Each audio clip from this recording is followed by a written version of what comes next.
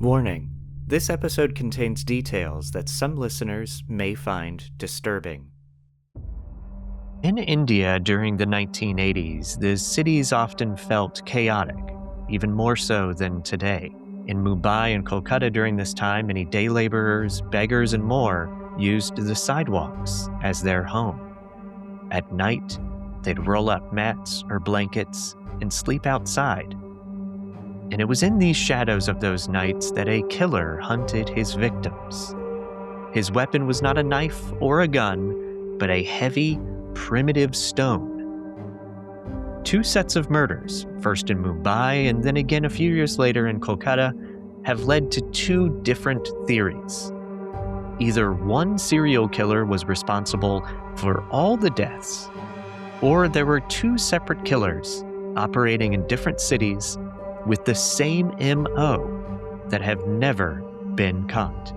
The Mumbai press dubbed him the Stone Killer, while in Kolkata, he was called the Stone Man.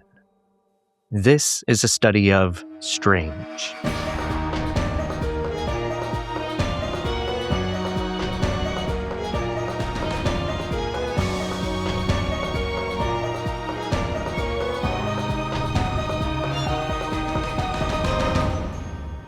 Welcome back to the show. I am your host, Michael May, and if you're new here to A Study of Strange, we cover a wide breadth of mysteries and strange stories from history, basically anything that strikes my fancy. And if that's your cup of tea, make sure you subscribe to the show. And I want to make one quick announcement, and that is one of the goals for 2026 with the show is to put out a lot more content, particularly on social media and YouTube.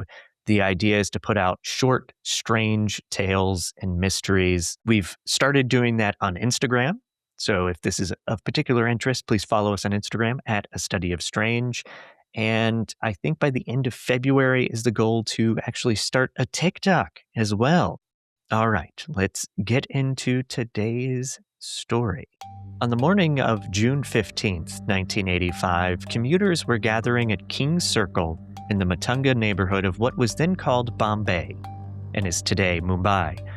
We don't know who was the first to spot a man whose head had been smashed, but people soon gathered around a gruesome scene.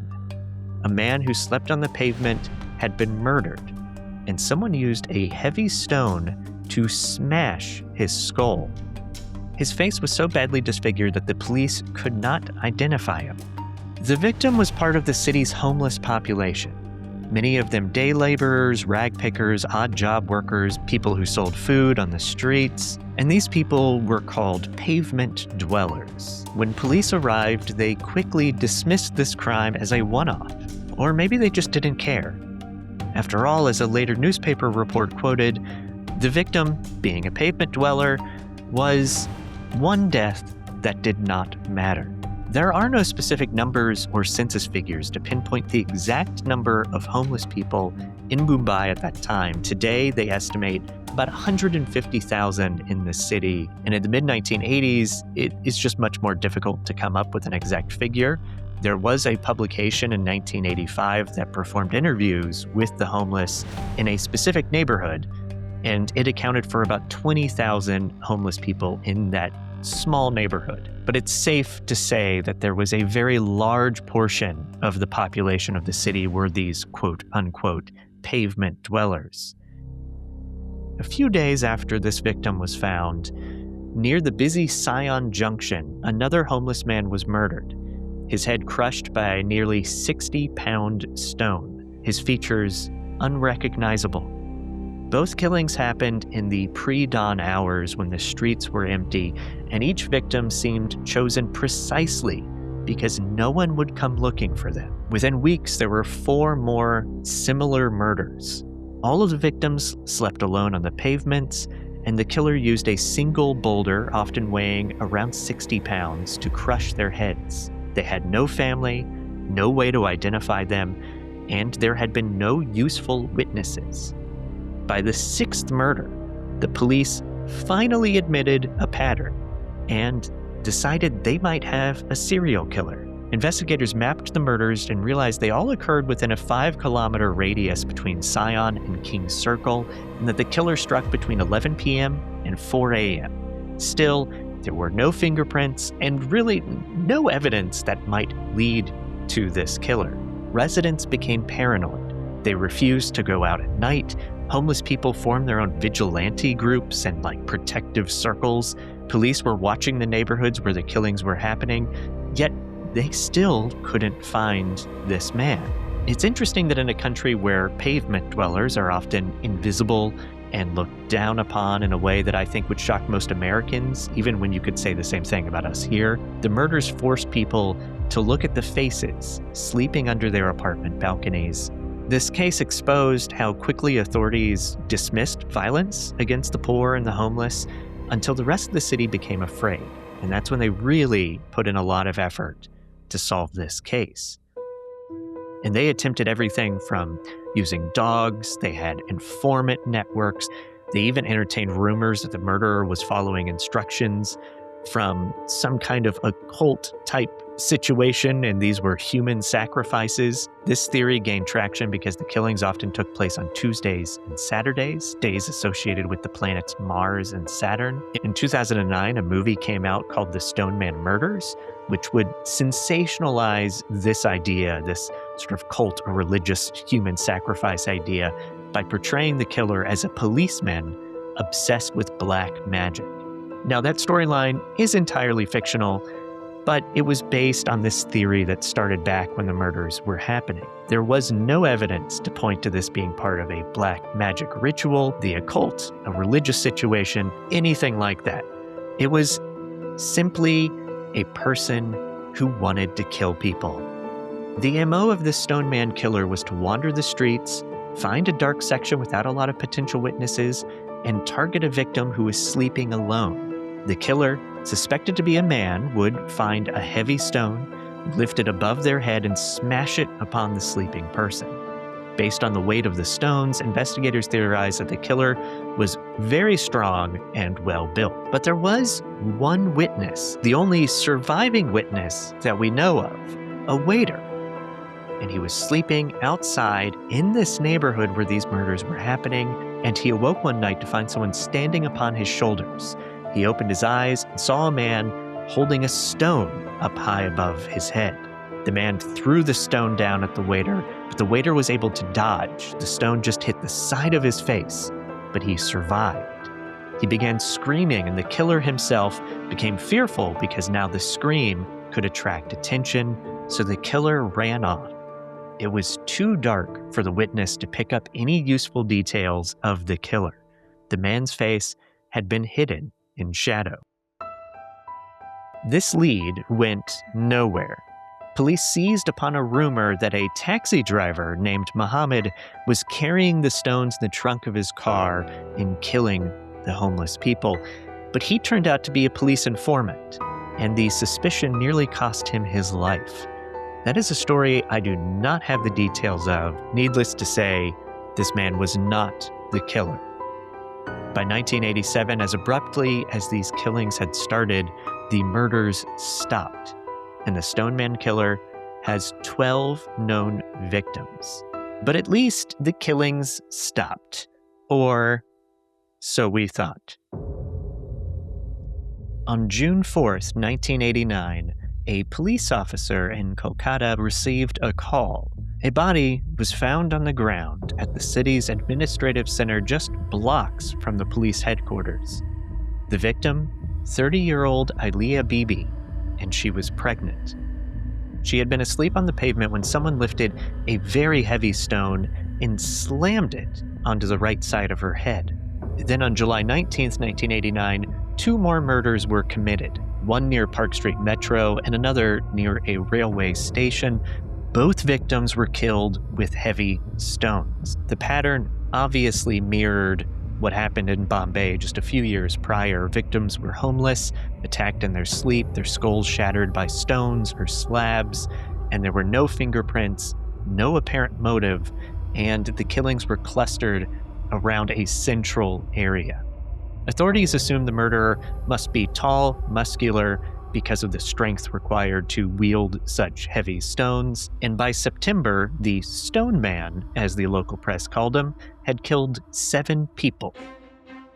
Police focused their attention on so-called lunatics, and that is a quote, that is not what I'm calling them, leading to 3 false confessions. Detectives even disguised themselves as homeless people. They would sleep under blankets and they'd have guns hidden next to them, all hoping to bait this killer, but it was not successful. An eyewitness of sorts emerged.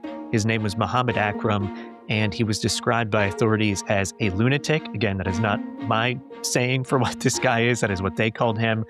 And he claimed that the Stoneman attacked him, but he later admitted that he had made up this story. This situation, I can't specifically say had a negative impact on the investigation, but anytime there is a false confession, I think that can hinder investigations, may influence investigators to mistrust stories that they hear from alleged witnesses.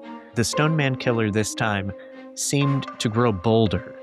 His killings grew quicker and closer together, and then after the 12th murder, suddenly they all stopped. 12 in Bombay, 12 in Kolkata, and then nothing. However, unlike Bombay, the Kolkata investigation produced one small piece of evidence.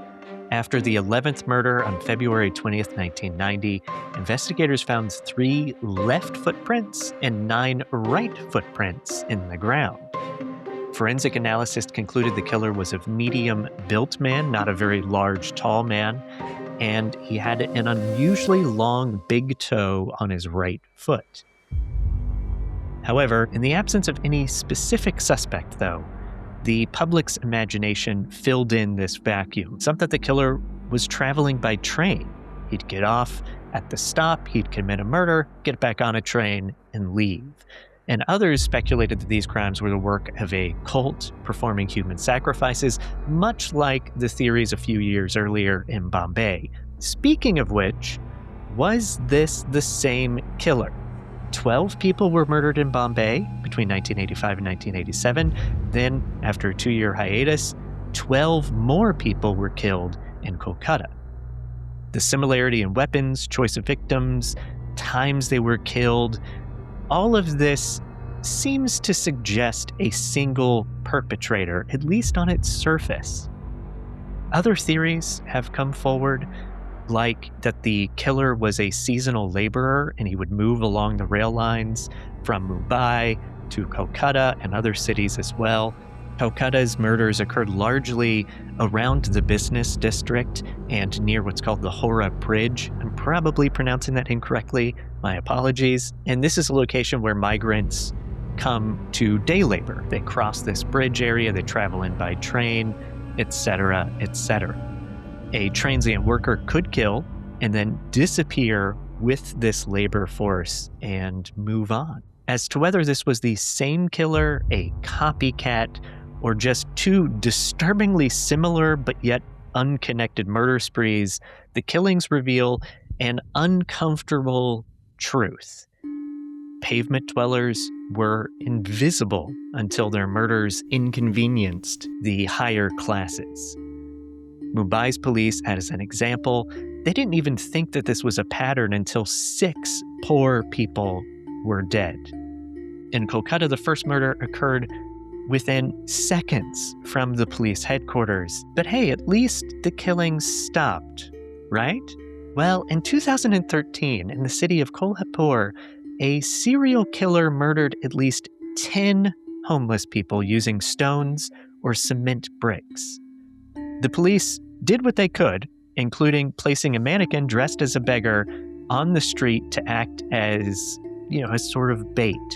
And they eventually arrested a man who allegedly confessed to 2 of the killings. However, human rights activists accused the police of torturing this man to elicit a confession. So whether the Stoneman killer is still out there, or if he was caught, or if there have been multiple copycat killers, it feels like we may never know.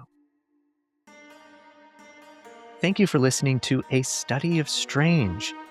help support the show by subscribing and listening, and also subscribing to our Substack, which can be found on the support tab of our website, astudyofstrange.com.